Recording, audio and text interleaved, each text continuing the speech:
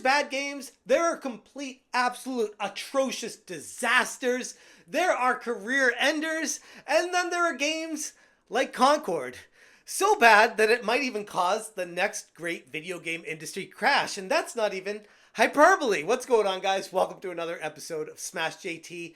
The latest rumor of Concord, the losses it has tallied, have come up to, I can't even say this without laughing, $400 million, okay? Which is about double what the worst estimates of losses were previously.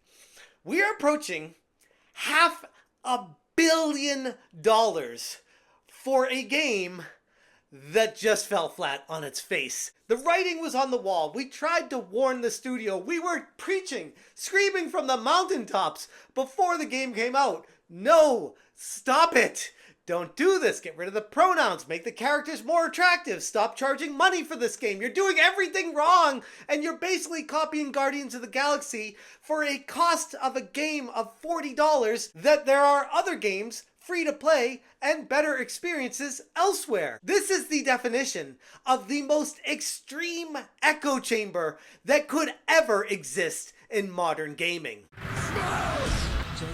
Hit that subscribe, give me a like, and check out smashjt.com for the full story talking about the latest rumor of Concord costing upwards of $400 million for Sony to make this game and put it out there just for it to fall flat on its face and be pulled from store shelves in less than 2 weeks after launch. According to a tweet from Colin Moriarty, and that is the Long Island Viper, who's a former employee of IGN and some would even say an outcast in the games journalism space. Wait, hold on a second.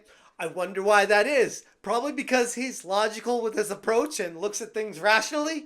I don't know. Don't want to make too many leaps here. But in his tweet, he posted part of his video talking about how an inside source at Firewalk Studios, the makers of Concord, confirmed with him that Sony lost upwards of $400 million on this game. Concord cost about $400 million to make. Oh my God. And the story goes that Concord, by the time Concord was, so in the first quarter of 2023, Concord had basically entered an alpha state. This was before Sony had even purchased the team.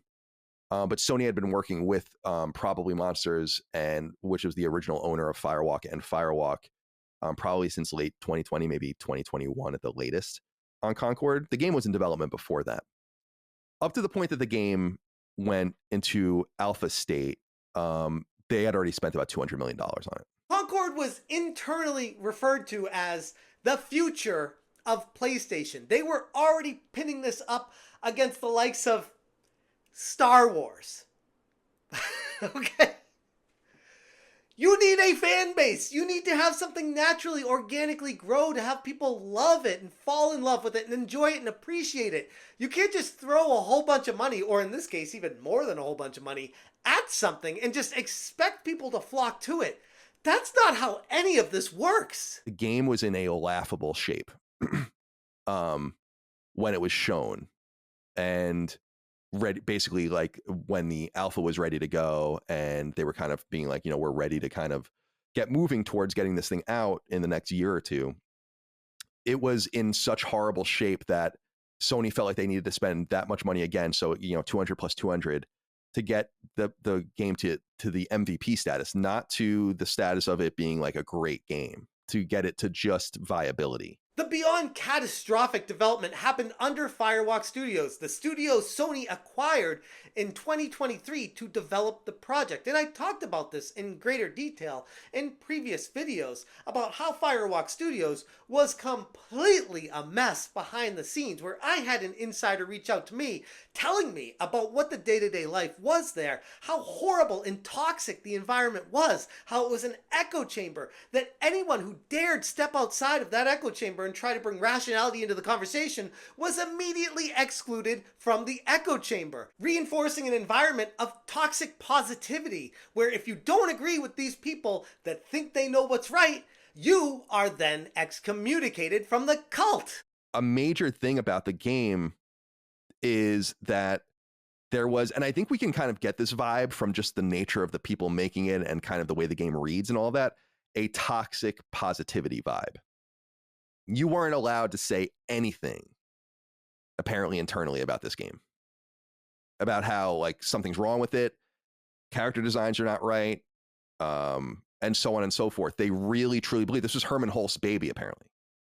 And he internally was himself a massive champion of the game. While the official acquisition details still remain undisclosed and secret, rumors of the buyout have only fueled more speculation about how such a monumental failure could happen within a first-party PlayStation studio. And to make matters even worse, Firewalk's leadership team is beginning to crumble as well. Game director Ryan Ellis stepped down from his position, leaving a lot of people questioning what the future of this studio is. And it's something that I postulated in a previous video where I'm like, there are a lot of employees at Firewalk Studios. And I went through all the LinkedIn, I scrolled through the whole page, I talked about how this is a serious, dire situation.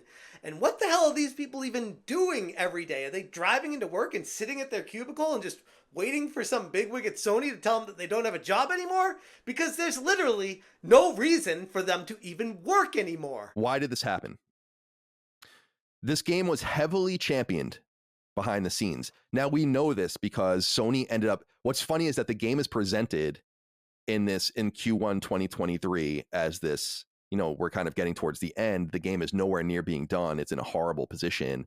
And then Sony buys the team. The grand ambitions of Concord could not have been more clear. It was promoted at PlayStation showcases in 2023 and 2024 with the hope that they could be the ones to somehow redefine hero shooters and bring Sony into competition with the likes of Overwatch and Destiny. And again, putting the cart before the horse. They just felt like because they're Sony owning the studio now and putting a bunch of money into it, that gamers would just somehow eat it up and flock to it.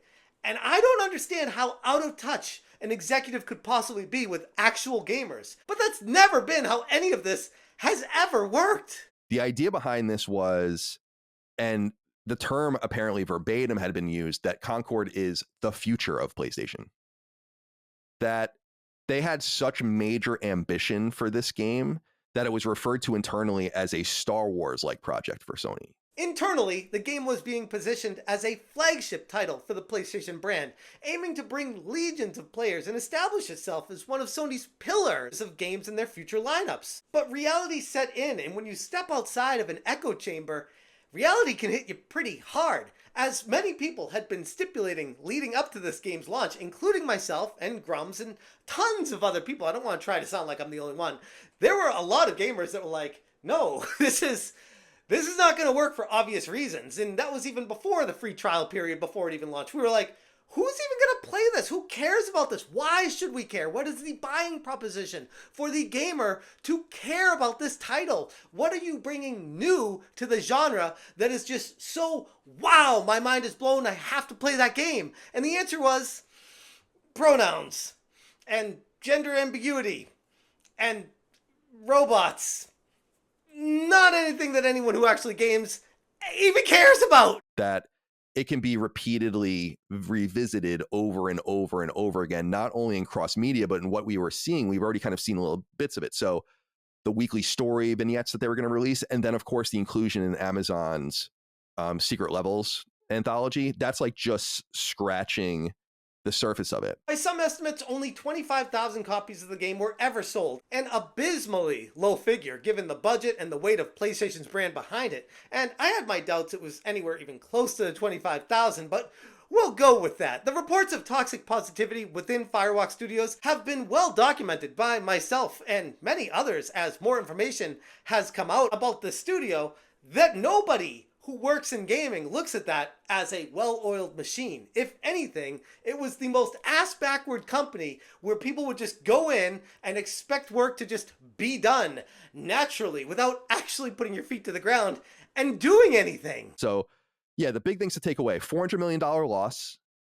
The game was in horrible shape as of 18 months ago before release. Not even monetization, no onboarding, most content not even there.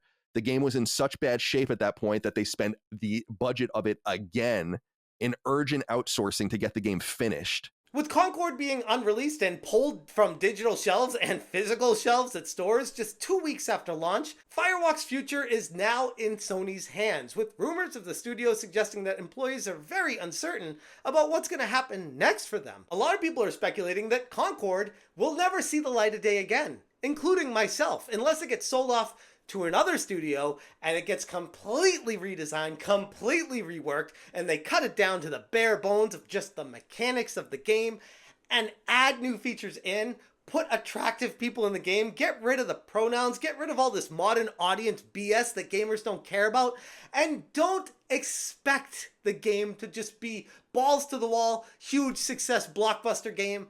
Start out small, build an audience, have people genuinely take to it and care about it instead of just expecting people to love it because you put it out there and it costs a lot of money. That's never how any of this has ever worked. So the next steps are to figure out what happens with Firewalk Studios, and the way things are going, I don't think we have to wait too much longer for an answer on that. And you can bet your ass I'm going to be there for when it happens. I'm going to leave it there. If you guys want more information, check out smashjt.com for the full article. If you appreciate what I'm doing, please consider hitting that join button. Thank you so much for watching. And as always, you stay smashing. Internally, the game was considered part of the future of PlayStation with heavy cross-media references and a system of toxic positivity surrounding it that didn't allow anyone to meaningfully change the course of the game. Because if the people at the top truly believe in something, you're not going to be able to do much about that, I don't think, from the trenches. Smash it,